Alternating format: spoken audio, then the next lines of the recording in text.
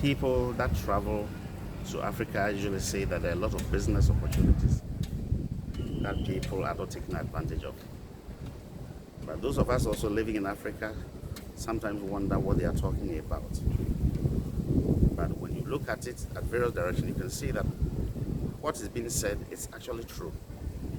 Because how can you create business? You can create business by solving problems, and there are a lot of problems. In fact, some of the problems, or most of the problem, we spend a lot of time arguing about them, talking about them, discussing, being angry about it. But we should remember that every problem, every difficulty that we face is a business opportunity. For example, if you are not happy about the kind of food that are sold at the restaurant, it means that there's an opportunity for you. If you are not happy about the quality of water that is being provided, there's also a business opportunity for you. If you are not happy about the way children are treated by some parents, it's also a business opportunity for you. It's a matter of just identifying the issue and then putting strategies in place to ensure that you are able to create a product or a service which people will pay for and give you the money. So instead of spending our time quarreling, arguing, talking about people, gossiping about people, why don't we rather channel that energy into discussing new ideas, some creative ideas that can turn into product or service, so that at the end of the day we'll be able to sell it to the people that need them to make money out of it. People usually complain that there is no capital. It is true. But we should remember the relationship that we have is a kind of social capital that can help us. Somebody may not be able to give you money to start business, but you have some connection that can help you acquire something. This social capital is so important that we must not take it for granted. There are some people, they will not look for their friends or their acquaintances until they are in difficulty. Anytime you see their phone call or you see their email, it means that that person is in need. And that is not how we keep relationships. We must also be careful the way we lead our lives. Integrity is very, very important. If you borrow something and you return it, or you borrow money and you pay it back, you are seen as a man or a woman of integrity. So anytime you need help, you can be helped. There are some too who are still living with their parents. The parents give them enough money for their upkeep, but they blow all of them on things like clothing, excessive entertainment, excessive drinking, and all those things. You may not be able to generate any huge monetary capital to begin a business, but the little that you get, why don't you save some? Why don't you invest some?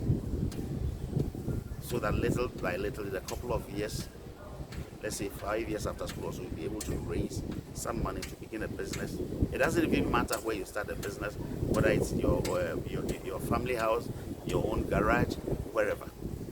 The challenge we have is that a lot of people will begin big, and getting the money big too is difficult for everybody. Even in the advanced countries like the United States and the Europe and other places, it is not easy to raise the capital. Only that the economies are run better, so that there's easy access to capital from the bank with lower interest rate. But irrespective of the challenges that we are going through in Africa, we must remember that there is hope.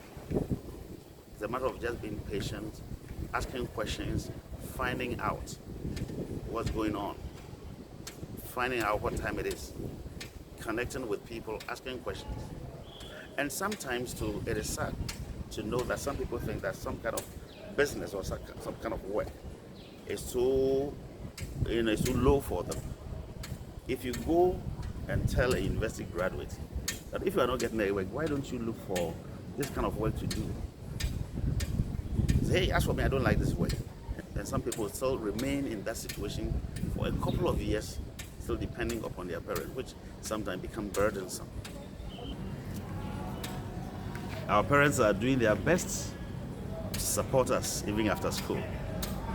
But there must be a time we must say enough is enough, so that we take the destiny into your hand, so that you can partner with your other colleagues can be your classmates or some acquaintances, and start something. It doesn't matter how dirty that business. By dirty, I'm not talking about using evil means to go and do money laundering. Or that's not what I'm talking about. I'm talking about the fact that you sometimes have to use your hands to work where your hand will come into contact with the soil or any kind of work.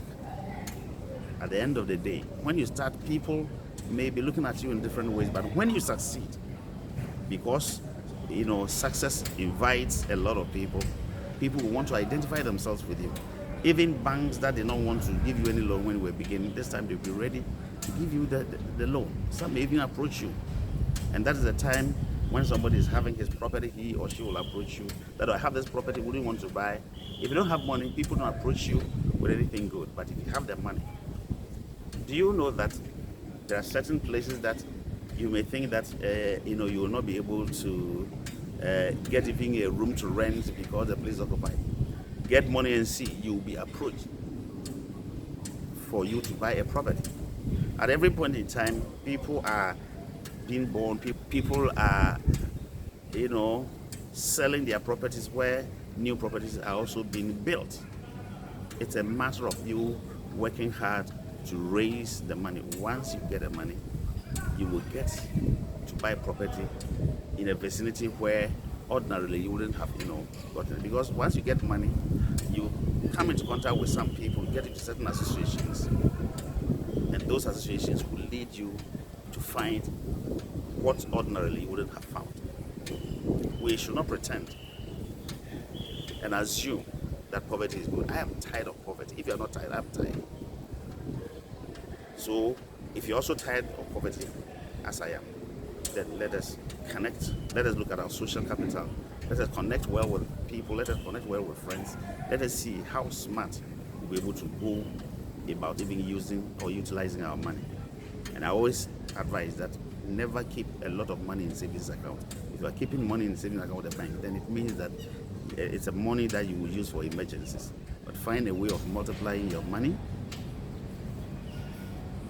And then once you find a way of multiplying your money, you'll be able to, generate a lot of resources to promote your business. And remember, there's no millionaire who's a salary worker. So if you're a salary worker, have a plan to do something else, not necessarily utilizing the time that you use to work for your employers, but find a way so that your free time will be able to do certain investment that will bring you cash flow. My name is Ato Brentisha. Please remember to like this video and subscribe to Prime Testimony channel. Thank you. See you in my next video.